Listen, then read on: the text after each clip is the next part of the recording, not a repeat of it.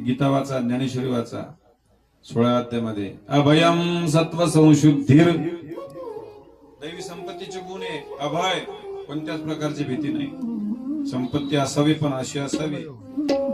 26 गुण आहे, 26. त्यामध्ये अर्जव नावाचा एक गुण आहे. अर्जव, कोणत्याच प्रकारचं दुःख नाही. अर्जव नावाचा गुण भक्तिबाबा म्हणायचे. कसा आहे तो अर्जव नावाचा गुण? शास्त्रामध्ये 2 न्याय आलेले आहेत. कोणते 2 न्याय आहेत? मार्जर शिशुन्याय, मर्कट शिशुन्याय. वा. एक मार्जर शिशुन्याय आणि दुसरा मर्कट शिशुन्याय. 2 न्याय शिकला कुठे एवढं. एकावर जबाबदारी, एका न्यायामध्ये जबाबदारी आईवर आहे आणि एका न्यायामध्ये जबाबदारी पिलावर आहे. पहा किती जवळचे न्याय आहेत. पहा दोन्ही आयाच आहेत, पण एकाची जबाबदारी आईवर आणि एकाची जबाबदारी पिलावर. मांजर आहे, मांजर 2-4 पिलं झाले, जणले की व्याली की मग ती काय करते? एकाच घरी ठेवते का? नाही, 7 घरी इंटे म्हणतात ती त्या बोक्याच्या धाकानं.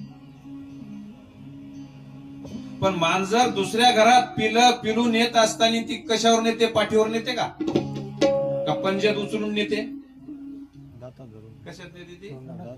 तोंडात नेते, दातात बरोबर त्याच्या मानगुटीला धरते मांजर आणि पटकन उडी मारते दुसऱ्या माडीवर, त्या माडीत जाते.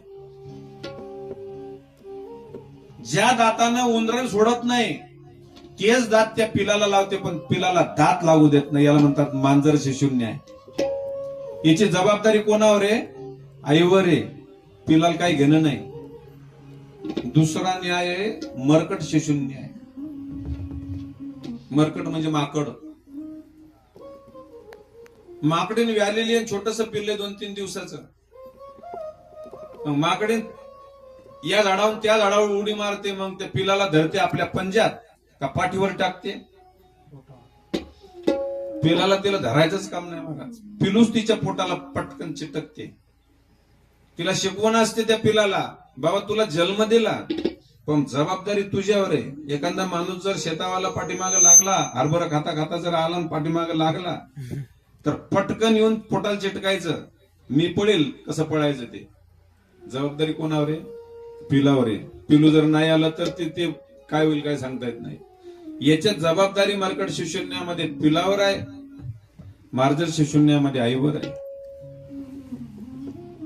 तसं मार्जर शिशुन्यायाप्रमाणे आपली सर्वस्वी जबाबदारी जर देवावर टाकून दिली ना, तर देव काय करतो? योगक्षमम वहाम्यहम,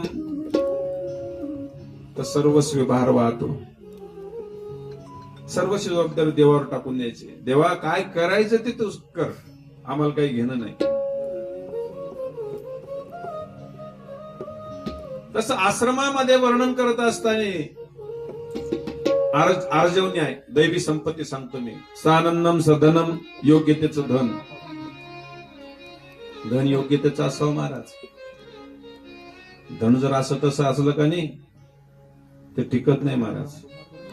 1-2 पिढीपर्यंत त्याचं सुख वाढतं, पण ते सुख समाधान देत नाही. सुख आहे पण त्या सुखात समाधान नाही.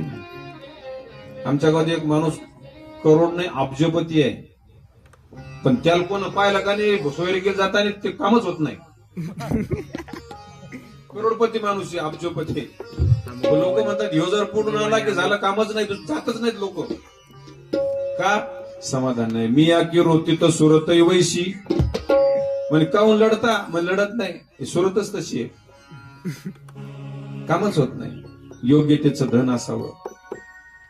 सदनम सुयोरती आज्ञापरा सेवक, आज्ञापर सेवक आहे. याला ग्रस्त आश्रम धन्य म्हटलेले आहे महाराज.